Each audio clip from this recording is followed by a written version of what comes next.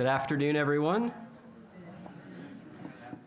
My name is Andy Talkov. I'm the Vice President for Exhibitions and Publications here at the Virginia Historical Society, and it's my pleasure to welcome you to the Virginia Museum of History and Culture and to this installment of our long-running banner lecture series here in the Robbins Family Forum. I'd also like to thank our friends at C-SPAN who are here recording today's program and will carry it to worldwide audiences of history enthusiasts. But I also will take the opportunity to mention that having done these lectures for a few decades, I would say that there are literally hundreds of programs like this that are available on our website that have been archived for you to go back and watch. So if you really love today's program, you can rewatch it as many times as you like. But you can also see a lot of other fascinating history programming that we've offered over the years. And of course, our website is at www.virginiahistory.org. So before we proceed with today's programs, I'll remind you to silence your cell phones. And while you do that, I'll let you know about some upcoming events. So our next banner lecture will take place here next Thursday, February 28th. That day, Elizabeth O'Leary will deliver a lecture entitled Across Time, Robinson House, Its Land and People. And if you're saying to yourself, what's Robinson House? The Robinson House is the historic home originally built in the 1820s that stands on the pathway between this museum building and the Virginia Museum of Fine Arts.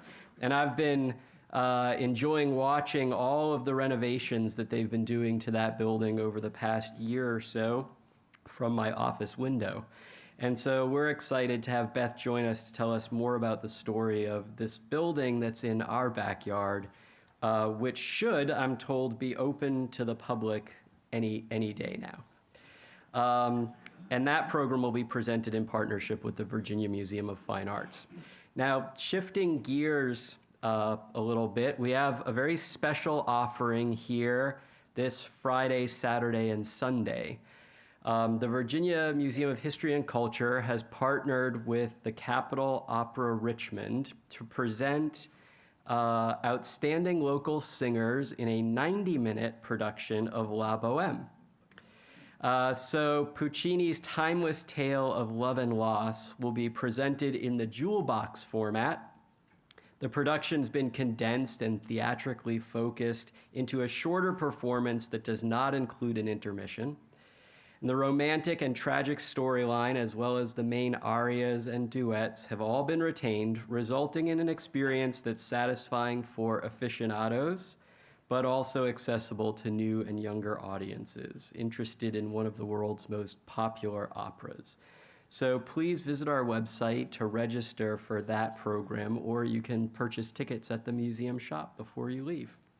And as always, you can find out more information about upcoming programs and events on our website or pick up information at our museum shop. So now for today's program, we are privileged to have one of the nation's foremost authorities in the American Civil War with us today. Dr. Peter Carmichael earned his PhD under Gary Gallagher at Penn State before beginning his academic career at West Carolina University in 1997.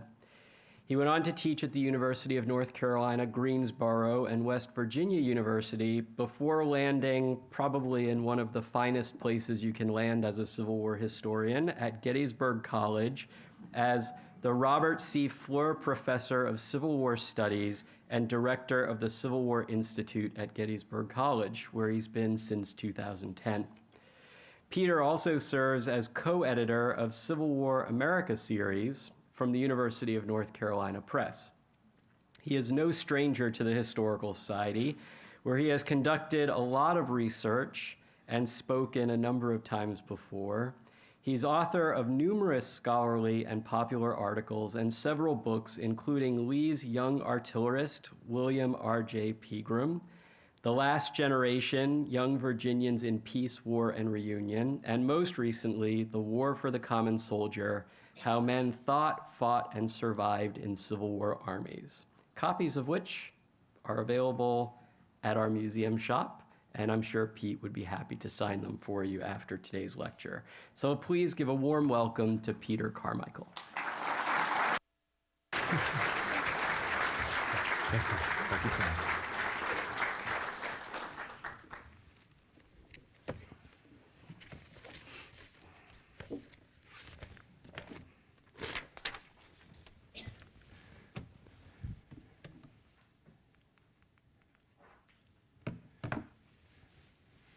Okay, sorry. Needed to get settled. Andy, thank you so much for that kind introduction. Coming back here is a place that makes me nostalgic. It makes me nostalgic because in the summer of 1985, I was a seasonal historian at Appomattox Courthouse. I had to play a Union soldier, Bobby Fields, 9 to 5 every day, entire summer, pretending that it was 1865. It was a great experience, of course. And Ron Wilson, the former chief historian there, knew that I was interested in Willie Pegram, as you all know, the Pegram family of Richmond. And he said, why don't you come to then the Virginia Historical Society? And I'm getting to that point in my life when I say, do you remember when? And do you remember when it was just Battle Abbey, right? Yeah, I did my first major research project there. Other things that I have pursued since then, I have relied heavily upon the collections here. In many ways, this is my home court to do research, and I have had a number of people who've helped me along the way, and of course it's always a mistake to start listing names because you'll inevitably forget somebody. But I have to certainly mention Frances Pollard. She was always so wonderful, so kind, and so wise. And you've got great folks here as well. So it is a real pleasure. It's an honor, and I hope this is in some way to sort of express my gratitude, because historians, they can't do this job alone. They've got to have partners in crime, right? And archivists are critical to any historian's success in any original research. Now, I say that, and I should note my wife is an archivist by training from UNC, so I've got to get a good plug in here for archivist, because I know that she'll be watching this. So again, thank you so much for having me here. On August 20th, in the middle of the night, 13 veterans of the 3rd North Carolina picked up their rifles, slung on their cartridge boxes, and fled camp. From that point on, there was absolutely no turning back. They had a trek of a few hundred miles that would, they hoped, eventually bring them back to North Carolina. Now, as you know, these North Carolinians were hardly alone in the aftermath of the defeat at Gettysburg. There were likely thousands of men who left Lee's army without permission. So, who were these deserters? And not just these deserters in the 3rd North Carolina. Who were these men who took great risk and fled their commands? To us today, they are relatively a faceless mob. Name your favorite deserter. You can name your favorite general, but you can't name your favorite deserter, can you, right? We don't know them as individuals. So why is that? Why is there a silence here? And that is something that, as I got deep into this study, I was reminded of the fact that to acknowledge those silences is to also acknowledge how the historical record is created.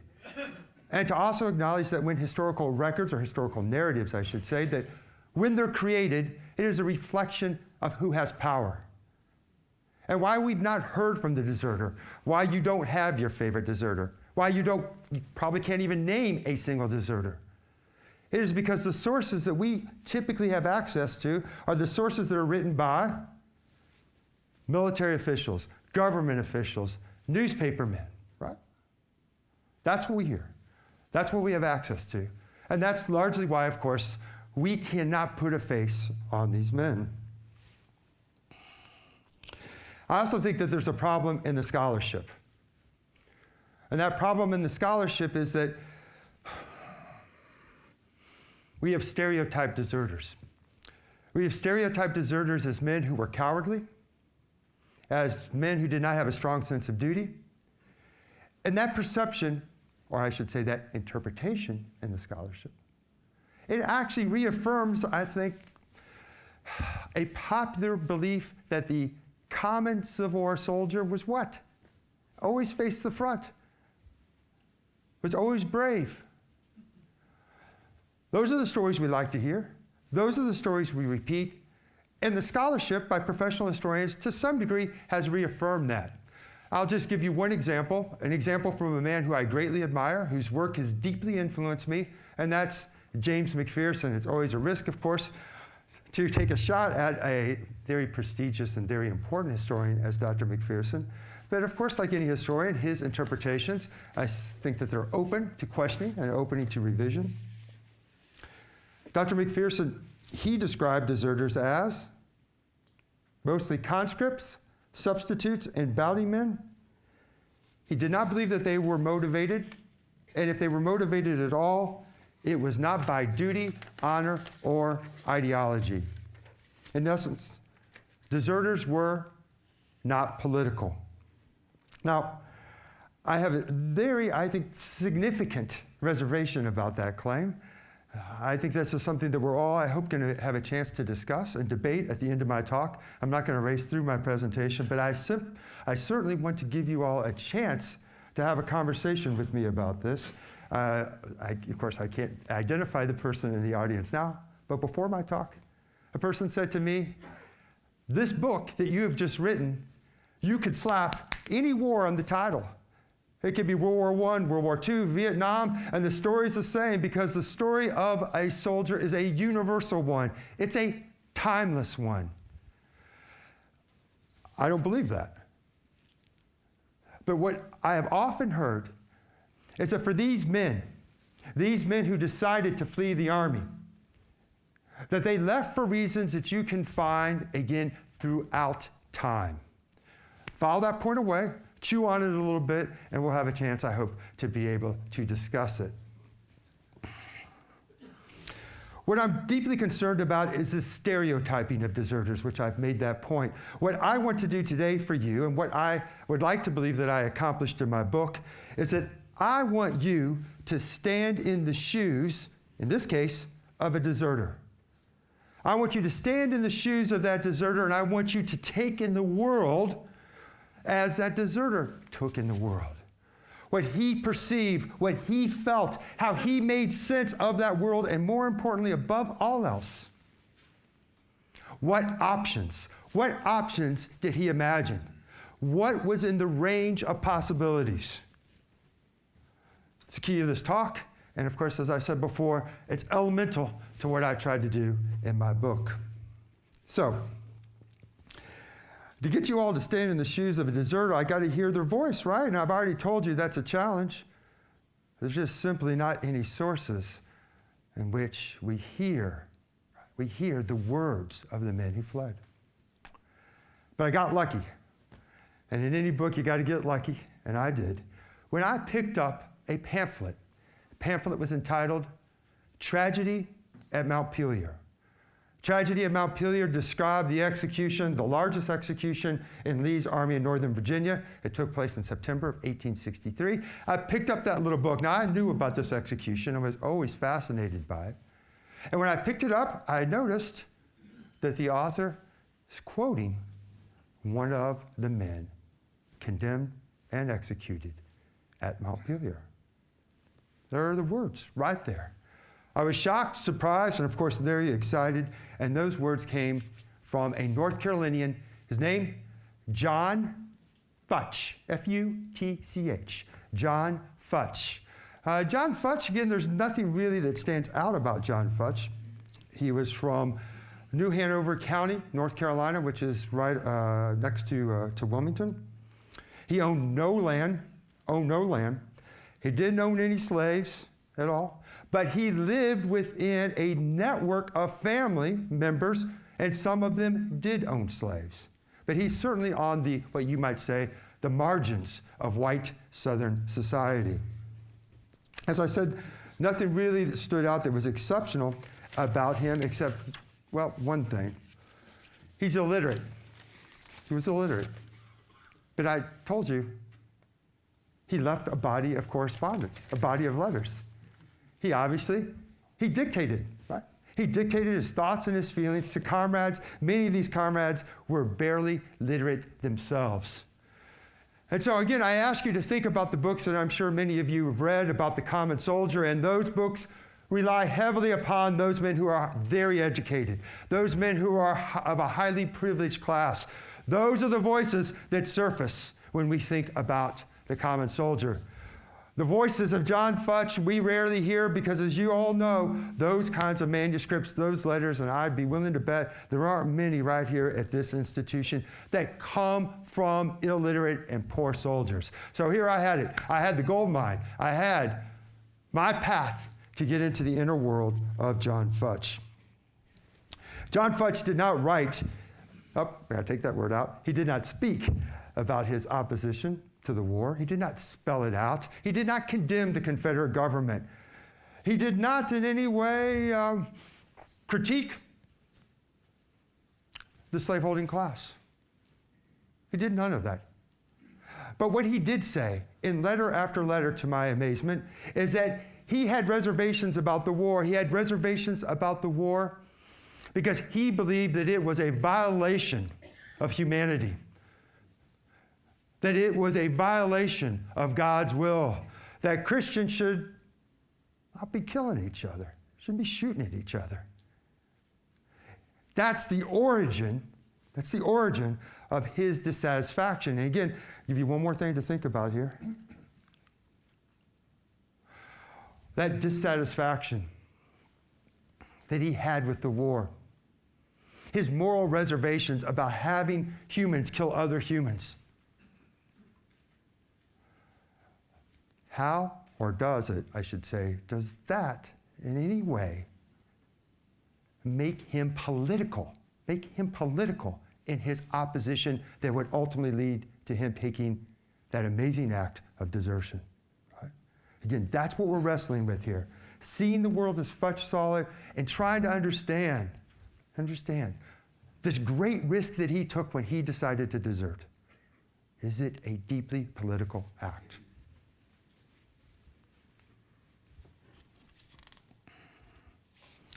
A little bit about Futch. John Futch has lost his wife in 1861 shortly after he enlisted. He only served briefly. I'm not certain why he left the Army in 1861. I don't know if it was because of his wife's death. I'm quite certain, though, that when she passed, that they still had a young child. I don't know the age of the child, but I believe the child was still an infant or a baby. In 1862, John Futch, he'll remarry a woman named Martha, and he'll also go back into the Confederate Army under the threat of conscription or the draft in 1862. That's when he joined the 3rd North Carolina.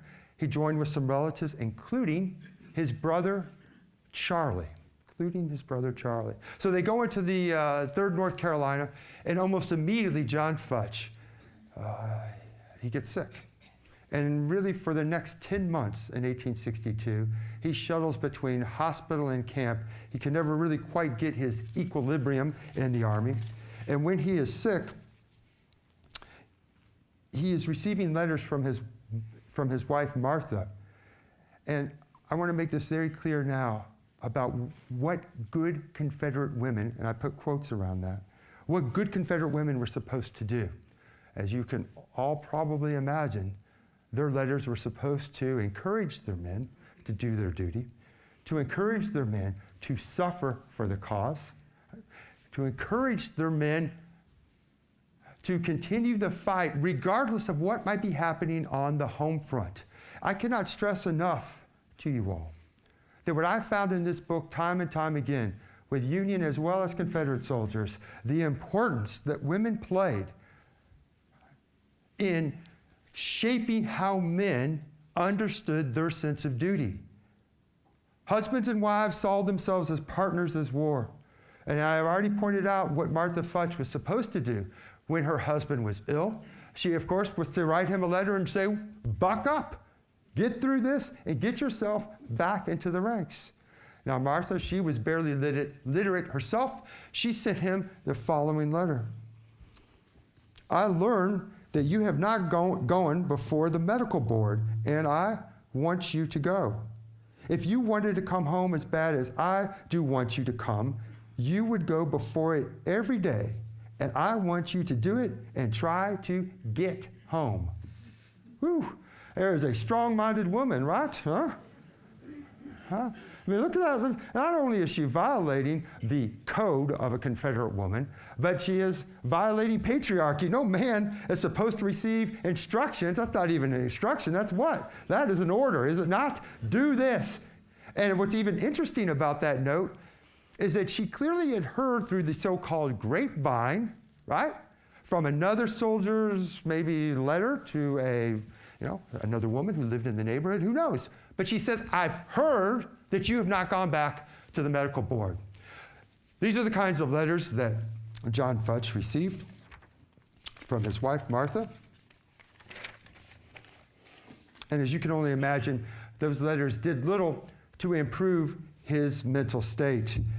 These other letters, I'll just give you sort of a synopsis. They describe the financial collapse of the Futch household. She also wrote about, and it's odd, it's women who were dressing up in her neighborhood as soldiers and then going to a nearby hospital, a military hospital, and taunting and terrorizing the men who are inside. Now, none of these things are fully explained, and this is when I want to get back to my point. Trying to understand the world as John tried to perceive it. We, of course, see the past with such incredible clarity. Of course, they didn't. They're in this great maelstrom of confusing information that's fragmented, that's half-truth, that's not outright gossip and rumor. You can only imagine the difficulties that John had in trying to piece together these broken shards that are coming from his wife. Oh, hey, they're on the verge of starvation. Oh, wait, there's a sickness that's run through the community. Oh, God, and there are women who are terrorizing soldiers in a hospital. How does one make sense of that? We'll never know, but we do know this, that it absolutely had to lead this great confusion for John, right? Who was also feeling that sense of duty that as a man, that his ultimate responsibility was to provide and to care for his household. John was particularly outraged to learn that somebody had gone to their property and had engaged in some kind of thievery. He doesn't spell it out. But he gives Martha some direct instructions on what to do. And again, the instructions, I believe, are shocking. He wrote to her, he didn't write. He said this to another soldier who wrote it down. Damn that old rascal, and you ought to take your gun, go there, and shoot him, for all he has been doing them tricks.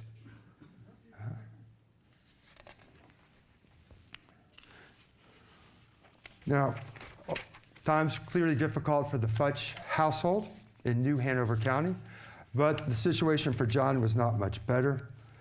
He was barely getting by in the ranks because of his illness. And of course, the surgeons were not refusing to give him a pass to send him back home. In fact, he spoke to his wife and said that and this is the spring of 1863, that it looks like starvation time here. Now, these hardships that John endured and how he reacted to them was somewhat unusual. I found time and time again that it was the hardships in the ranks that forged a strong sense of community and connection amongst fellow soldiers. And these connections, they were extraordinarily strong. And the glue that held it together was emotion. I always thought that Civil War soldiers, when they endured these great trials, that they just basically kept it all within. Right? And they weren't willing to confess to those at home, and especially to their comrades. Futch is just one of many examples that that's just simply not the case at all. I want to remind you that he, in fact, is speaking to another man. He is giving his innermost thoughts to another man. There's an outstanding book that's just released by Jim Broomall called Private Confederacies. It's outstanding. It's outstanding. And it, in fact, explores in a very deep and I think in a very very powerful and compelling way, the emotional life of Civil War soldiers. And that bond, that emotional bond through shared suffering, I'll give you just a quick example. Charles Bowen, a Union soldier, 12th U.S. Regulars, after the Battle of Fredericksburg, as you all know, horrific Union defeat, and he participated in that failed assault against Marie's Heights. After the battle, he was on the verge of deserting. And one day he looked into his camp and he saw a man from Minnesota, who had left his wife with 9 children, and that this poor man, like John Futch, could not read or write. And he saw this man that he had taken on extra work, doing some laundry and doing some sewing, and to take on that extra work to send a little bit of money back to his wife. And when Bowen looked at this, and when he saw this great sacrifice, when he saw what this man was enduring, it filled him with this strong, overriding connection to that man and to his unit and to the cause itself. John Futch never ever felt that. When he was in the military hospital, he did not long to get back to camp and to connect with his comrades. Combat, as you well know, also could bring men together, but not for John Futch. For John Futch, his first major battle was Chancellorsville in May of 1863. He spoke to a comrade after that battle, and that letter, of course, conveyed to his wife. And in that letter, John Futch said that he was quite certain that everyone was going to be killed and no one would be left to tell the story. He then told that comrade that another soldier in the unit he didn't use this word, had defecated in his pants because he was so scared. When you think of Chancellorsville and you think of Lee's army in Northern Virginia, you think of its greatest triumph of the war. You think of men who have supreme confidence in their general, and that confidence, of course, led them to believe that they were what? They were inconquerable, right? They're not going to be defeated. But John Futch never felt any of that. And I'm, again, not trying to suggest to you that those men who felt that confidence and that faith in R.E. Lee, that somehow was not characteristic of the Army. It most certainly was. But do you, again, go back to the silences. Go back to the stories that we have heard.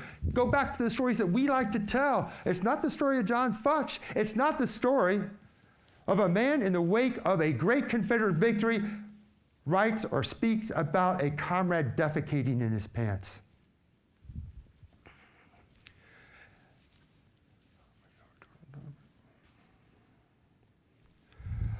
An important point about combat in Civil War soldiers, it is a hot topic. It always has been and always will. It's a topic in which we can get into the inner world of these men, right? And how they are coming to terms with this awful violence that they had to confront and that they also inflicted. And now many historians say that, well, Civil War soldiers, they were probably suffering from some form of PTSD. There's no doubt about that. I don't really think that's a great revelation. Certainly there was some form of trauma. God, men and women can't go through that without being changed in some way, right? I also think that it is a little facile to say that these men were victors over combat. We have this silly binary, right? Either victors, right, or victims. I say neither. And what I try to do in this book and what I'm doing with John Futch right now is I want you to see how men could feel about, in this case, combat, could feel very differently about that at different times of the war. In other words, what I'm trying to say is, men had many faces. Remember I said to you, I don't want to stereotype a man as courageous, dutiful, or cowardly. Absolutely not. They could be all of those things. It just depended on what was happening in that moment. And the very best word to describe, I think, Civil War soldiers' attitude toward combat is an ambivalence. On the one hand, they drew immense satisfaction and believed that they had proven themselves as men to go through that fiery ordeal. But on the other hand, they would write in the same letter, I don't want to go back there. I don't want to endure that again. The best example is from Charles Biddlecombe, a New York soldier. Fantastic book and a great title. Ready? Here we go. If you have pen and paper, I don't see pen and paper out there. Okay, I'll speak slowly. I tell my students this all the time. When I say a book title, I said, just appease me. Just move your hand on your paper, right? And I hope that you'll read it at some point. It's a great title. I'm going to say it slowly. No Freedom Shrieker. Wonderful set of letters. No Freedom Shrieker. Charles Biddlecombe, he almost deserted before the Overland Campaign. He survived it. After that campaign, he wrote to his wife and he said that he had his uniform, and when he looked at his uniform, he wanted to send it back to her in their New York home. He wanted her to stuff it, put it in his office, and then he said after the war, if he ever had a bad day on the farm, he'd look at that uniform and think, you know what? It's not so bad here, right? Yeah. 2 weeks later, he gets issued a new sack coat. 2 weeks later. He wrote his wife and said that there wasn't a piece of clothing that he had ever prized more in his life than the coat he was wearing. Because that coat had the soil stains from the wilderness, from Spotsylvania, from North Anna, from Cold Harbor. That coat had the blood stains of his comrades. That coat is an artifact. It became sacred in his mind, right? A holy grail of sorts. Do you see, just in that short period of time, within 3 weeks, you can get the contradictions and the tensions that resided in these men. And I can't stress that enough. The contradictions and the tensions. Futch, though, had none of that. On the eve of the Gettysburg campaign, he, of course, feared that any excursion into the North would take him farther away from his wife and his family. He became absolutely fatalistic. And just a few days before they crossed the Potomac, he spoke to his comrade and said, I hope that I will get home sometime before I die. July 2nd, evening of July 2nd, John and Charlie Futch are part of the attack. Of course, I'd like to believe that all of you have been to Gettysburg. If not, we welcome you. Adams County, of course, welcomes you as well to come on up and see the battlefield. You'll go to Culp's Hill, and you'll see where John and Charlie participated in that evening attack in which they were both on the ground loading their weapons, right? And you know the rocky terrain there, right? And as they're loading their weapons, a bullet struck Charlie in the head. When he turned to look at John, and you can only imagine that blood was streaming down Charlie's face. When he looked at John, his mouth moved, but no words came out. And John, of course, knew in that instant that his brother was mortally wounded. John carried Charlie behind the lines, stayed by his side throughout that evening, and until July 3rd, when Charlie finally passed. You can only imagine the devastation that John felt, knowing, of course, that he would bury his brother on Pennsylvania soil, never to see him again. Charlie was killed at Gettysburg, Pennsylvania. Poor feller. He got killed a long ways from home. I was very sorry that I couldn't get a coffin to bury him, but I buried him the best I could. It was something that I never expected to have to do, but we don't know what we will do till he gets in war.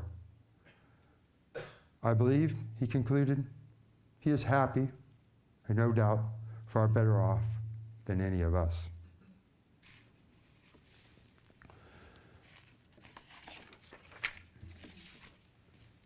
John did his best to try to bring his family and his friends by Charlie's side during his last moments of life. In other words, by his bedside. You all, I hope, have read Drew Gilpin Faust's outstanding book, This Republic of Suffering, in which she writes about the culture of death. One might expect that that's just among, again, the privileged classes, but we see those ideas and how they permeated even the thinking of John Futch. When I read those letters, I could never imagine giving those kinds of details to a loved one. I would probably have erased them from the record. I certainly wouldn't want to upset those people who could not have been with my loved one at that last hour. But that's not how they did it back in the day, right?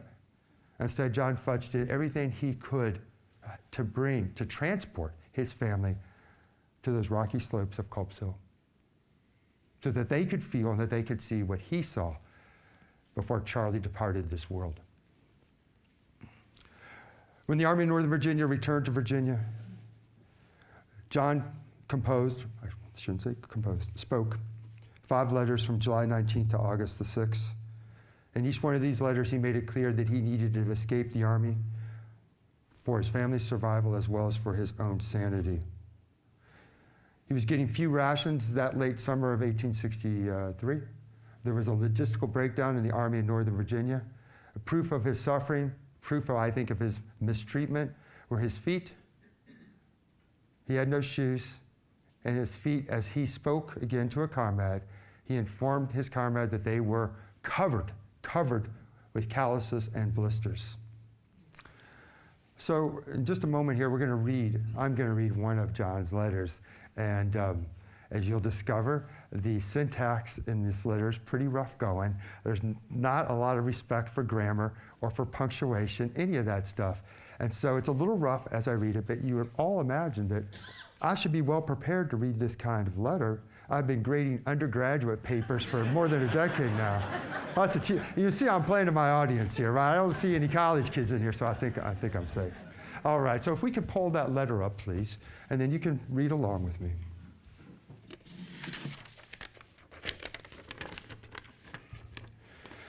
I have the pleasure of writing you a few lines which will inform you that I am not well at this time. I have a bad cold and I'm wearied out of marching. But we are stopped at this time, but we don't know how long we will stay there. There is some talk of going back in Maryland, but I am in hopes that the war will end, for I am tired of Maryland. I hope that we will not go back there. We marched through PVS, Pennsylvania. We had a hard fight there. We lost all of our boys nearly there. Charlie got killed, suffered a great deal from his wound. He lived a night and a day after he was wounded. We've seen hard times there, but we got enough to eat there, but we don't now. As to myself, I get enough, for I don't want nothing to eat hardly, for I'm almost sick all the time and half crazy. What an omission. Many of you have read countless Civil War letters, and I'm pretty confident that you have never, ever come across an omission like that. I never wanted to come home so bad in my life, but it is so that I can't come at this time. But if we come down south, I will try to come anyhow, for I want to come home so bad that I am homesick. I want you to keep Charlie's pistol, and if I ever get it back, I will keep it. Thomas and Robert Ramsey both got wounded, and they was left with the Yankees. But I hope that we will be lifted to come home without a wound, for I have seen so many wounded and died. As you all know, men in Civil War armies, they're supposed to master their emotions, no? Were they not supposed to be able to come through this ordeal, buck up, persevere, and move forward? But I have seen so many wounded and died. I stayed with Charlie until he died. He never spoke after he was wounded until he died. I never was hurt so in my life. I'd rather that it had been myself, and then he abruptly ends, clearly that called to duty or something, right? A roll call, who knows? My opportunity is of writing, I will close, so nothing more, only I still remain your kind and affectionate husband. Note the next part of this letter. Clearly he's speaking to somebody else, John did, right? Dear mother, I want to let you know that I had not forgot you yet, now, never will, as long as I live. I have wrote to you 2 or 3 times and never have got any answer. I want to see you the worst in the world and talk with you. I will write to you before long and write you a long letter.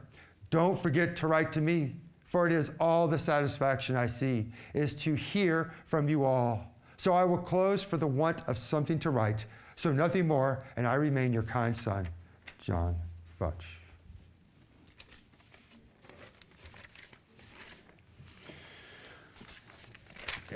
And John Futch's letters that followed, thank you for doing that. In the letters that followed, John prepared his wife for his act of desertion. He encouraged his wife to go and get what we would call welfare. It was county relief that was given to soldiers' wives, I should say, right? So he's plotting this. This isn't just waking up one morning deciding, let's get out of this mess, let's head back to Carolina. No, it's clear. There was some deep thinking that went behind this. That plotting included his wife to make sure that she would get the rations from the county because, of course, As soon as he deserted, she would no longer be eligible for that. He also informed his wife that the officers in the 3rd North Carolina were opening up the letters of the enlisted men and reading them to try to figure out their intentions. On the day that he deserted, on August the 20th, he sent one final note to his wife. That final note said, "You can expect me home soon." Left on August the 20th. They made their way south, got all the way down, and I got to get the days right here. In less than 4 days, they made it more than 50 miles. They got to the James River, to not far from Scottsville, Virginia, so south of Charlottesville, right? They got to the river, I believe, in the middle of the night. They were intercepted by a Confederate patrol. It's hard to know what happened next, except in an attempt to try to surrender, possibly, a gun battle erupted. And the officer of the arresting party, a man named Richard Mallett, was shot in the chest, killed. One of Futch's comrades was killed. Another man possibly escaped, and a third man was seriously wounded. So you really have 10 soldiers now. They're captured, they're put on trains, they are sent to Castle Thunder, which of course is right here in Richmond. I think it's near where Bottoms Up Pizza is located today. I think I'm right about that. Is there still Bottoms Up Pizza? Is that still here? Yeah. So Castle Thunder, as you all know, that was a place for Confederate political prisoners. They were there for a week, and during that week, we really don't know what transpired. All we have are some newspaper reports, and what's interesting is that the reporters made it very clear that they had no interactions with the men at all. At the end of that week, these men, again, shackled together, they were escorted to the train station. One of the Richmond reporters saw these men. He said that these men, by their appearances alone, he did not, of course, speak to them, and more importantly, he did not identify them by name. By appearances alone, he said that he knew that they had craven hearts, and that they were not at all remorseful for the act that they had committed. He had not spoken to them. Put on the trains, and of course, back to the Army in Northern Virginia, back to Johnson's division. Johnson's division is camped around Montpelier. At Montpelier, they are, again, escorted to a tent that was heavily guarded, and it's the Friday night before. Their execution took place on a Saturday, and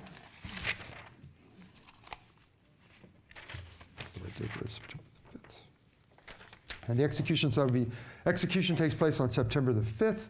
September the 4th, or that night, Reverend Armstrong, he was an Episcopal minister or priest.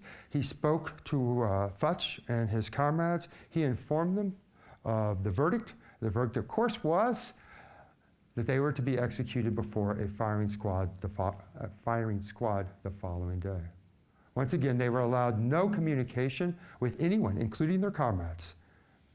And a newspaper reporter, somehow, I don't know how this occurred, was able to get some insights into what had transpired between Armstrong and those men.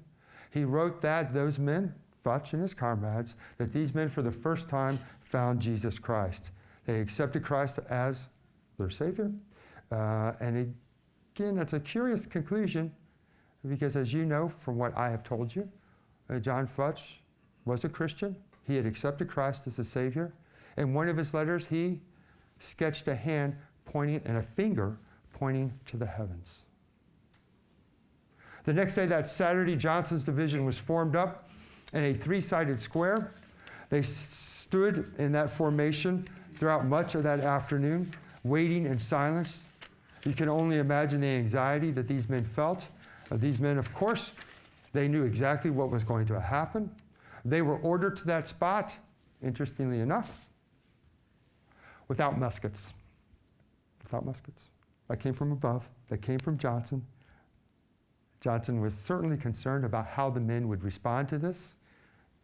Not allowed to have muskets. And so as they stood there that afternoon, suddenly, the sounds of the Dead March were heard.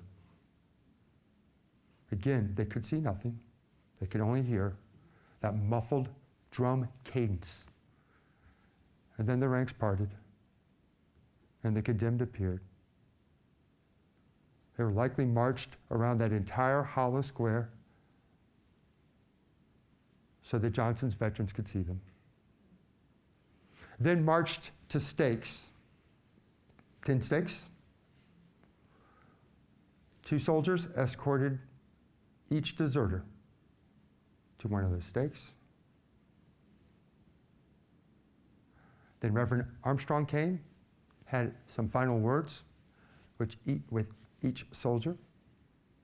Then the men were forced to kneel on the ground, hands tied to the stakes, blindfolded. And then the last act, the guards took the caps of these men and pulled it over their eyes. Men walked away. And during that silence, a few of the condemned yelled out, "Have mercy on me." One man cried out for his mother. Another yelled out, "Save me." One of those men, John Futch, we'll never know. We'll never know what was going through John's mind those final moments. Was he thinking about his wife, Martha? About the child he would never see again? Was he thinking about Charlie? Charlie dying in his arms? The execution companies then were moved forward. Each company had 10 men, 5 with loaded weapons, 5 with blanks. They stood 13 feet away from the condemned. At the very center of that formation was General Johnson. He had a Confederate flag as well. And the symbolic importance of this formation, of course, was not lost on the men. The supreme authority, it's not from above here. It is the Confederate national government and General Edward Johnson. The command that these men had heard time and time again on the battlefield. Men, I might add, at Gettysburg endured 6 hours of continuous fighting on Culp's Hill on July the 3rd. There is not a place on the Gettysburg battlefield in which soldiers endured such a protracted amount of time of constant fighting. And now they hear that command of ready, aim, fire. And when the volleys were unleashed and the smoke cleared, 2 of the condemned were still living. Reserve companies were rushed up, unleashed volleys, and in essence finished the job. But of course, this gruesome ritual was not over, because we know that this ritual was what? It's for the living. And as a final reminder as to what awaited a man who tested Confederate authority and who deserted, Johnson's division was marched by the corpses at slow time.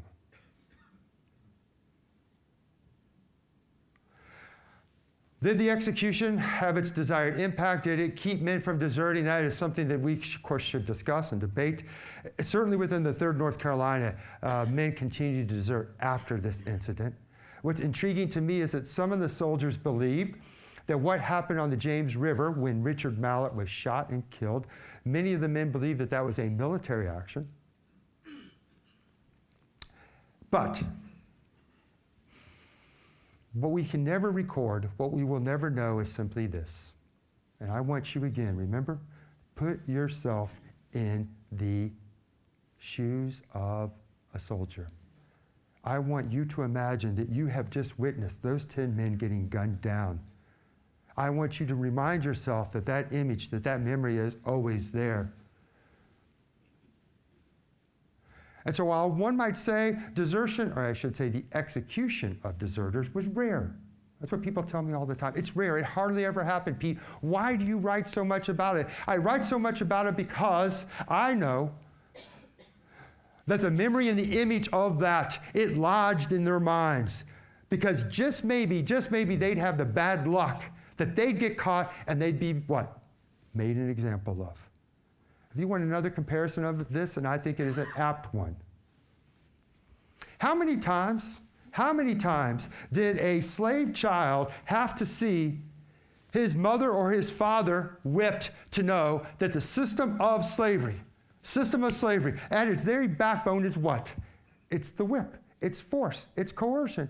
Now listen, we can get off the tracks here during the discussion period. I'm happy to do it because it's an important conversation about the nature of slavery. I'm not suggesting to you that every slave owner used brute force day in and day out. I am not suggesting that to you. But what I am saying to you is that just like the slave child, any Civil War soldier knew ultimately that army had the power to use brute force to keep the ranks together. They know it's there, right? It's part of their world.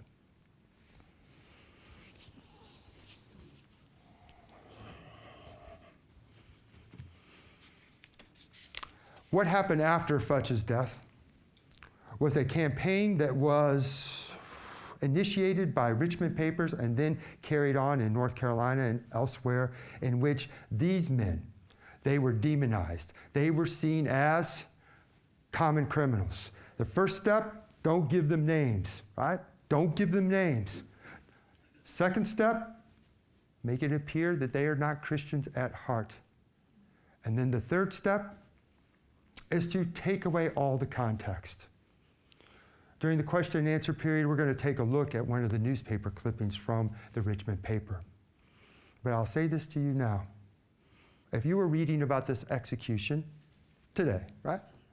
Some act of military justice, I suspect that all of you would expect that the newspaper would give context, right? Why did this happen? But in these newspaper accounts, again, no names. You know nothing of their background. You know nothing of the fact that most of these men, they were in fact good, solid soldiers and had good combat records and had fought, like Futch had at Chancellorsville. There's no mention of that. There's no mention of the fact that John Futch had lost his brother, who died in his arms at Culp's Hill. There's no mention of that. There's no mention of the fact that Lee's army had suffered a devastating defeat. That's ignored. There's no mention of the fact that Lee's army was enduring horrific logistical breakdown, that the men were not getting adequate food or clothing. And there is no mention of the fact that John Futch's wife, as well as many women of the non-slaveholding class, were suffering dearly without their husband's presence, as well as their husband's income, right? The households are falling apart. None of that is there. None of it. Instead, you have a portrait of men in which they are seen as criminals who have forever dishonored their families' names. Why did John Futch desert? And many of you are going to say, and I would agree with you, that he deserted to save his own skin. He's clear about this before Gettysburg. He's worried about the campaign, knew that a battle was looming, knowing that in fact he would likely not make it out of that battle. He wanted to save his own skin. I do not dispute that whatsoever. But there is a deeper condemnation that John Futch offered in his words to his comrades. And that deeper condemnation was that Christians, as I mentioned before, should not have to live this way. They should not be warring against each other. Families should not be separated. There are practical issues that weighed heavily on John Futch. They were always there, but why after Gettysburg? Well, it's in part the defeat, but not so much because John Futch didn't order his world around great campaigns or General Robert E. Lee, did he? No, John Futch ordered his world around day-to-day issues of survival, but they took on this radicalization. And they became radical when the moment allowed him to be radical, and his comrades. When Lee's army was, at least from his perspective, unraveling. When John Futch deserted, he showed that he had a different version of what it meant to be a Southern man. His version of what it meant to be a Southern man is that his sense of responsibility and his sense of duty and his honor depended upon him going home and caring for his loved ones.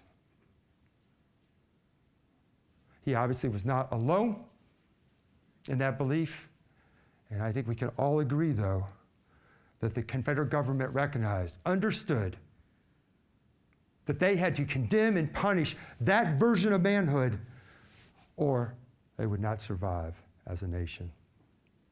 Thank you.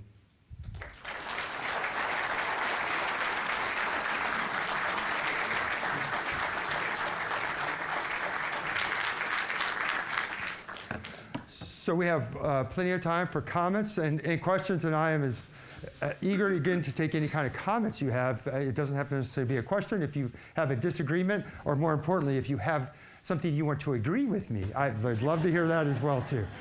Agree all you want.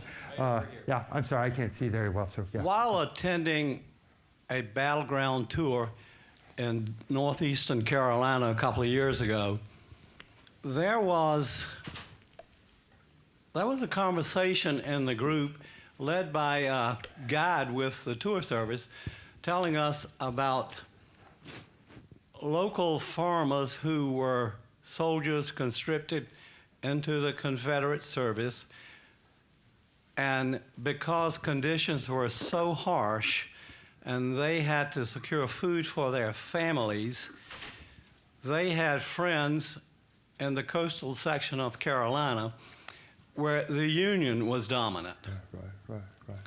In that case, they came in contact with their friends on the coast. They encouraged them to sign up with the Union, and the Union paid them a stipend for signing up. They were involved in a battle later on in Mary's Creek, I think it was, and Pickett and the group, Confederates, captured them. Right. That's right. And gave them the noose as well, right? He hung them. They couldn't find enough rope to hang them in the courtyard there, so they went to the Navy to secure adequate amounts of rope to do so. Yeah. But the story is that after these guys were executed, I think a couple of dozen of them, the war was over, and President Grant charged Pickett with war crimes.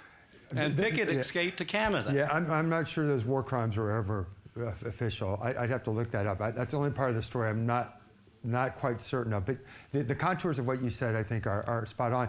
I'll just connect this to Futch. Did Futch imagine himself going back to New Hanover County and maybe, of course, going to the other side, flipping, so to speak, to use mafia terms? And I don't think that was probably on his agenda. It's hard to know. But again, let's sort of bring it back again.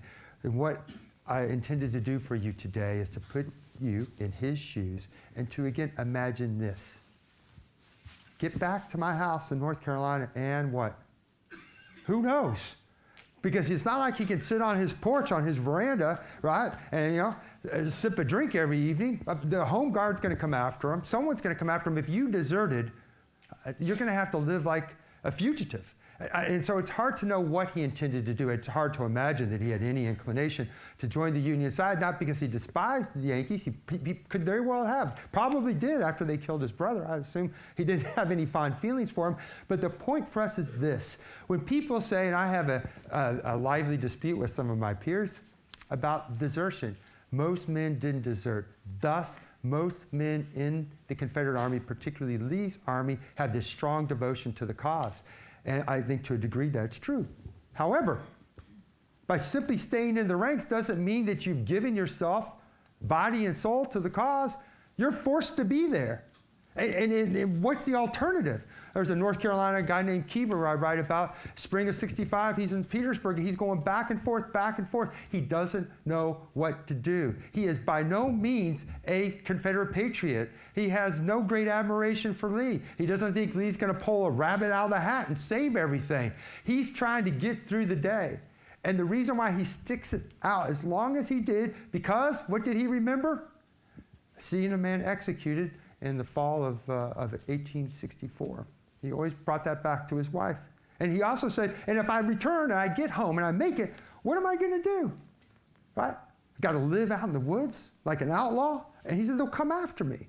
So, this idea of nationalism and loyalty and morale, I think all those categories, they often enable us to just say the men believed blank. They didn't. They believed this at some point. Often their behavior was in contradiction to that. And there's just a story that line there that I think is far more complex because we have focused so heavily on soldier ideas and soldier ideology that we've missed how ideas and actions change over the flow of time. Yeah, go ahead. Thank you very much for your presentation today. It's opened a lot of thoughts. Did this same type of process go on with any of the officer corps in Southern armies? Do you find any evidence of officers saying, I got to go home?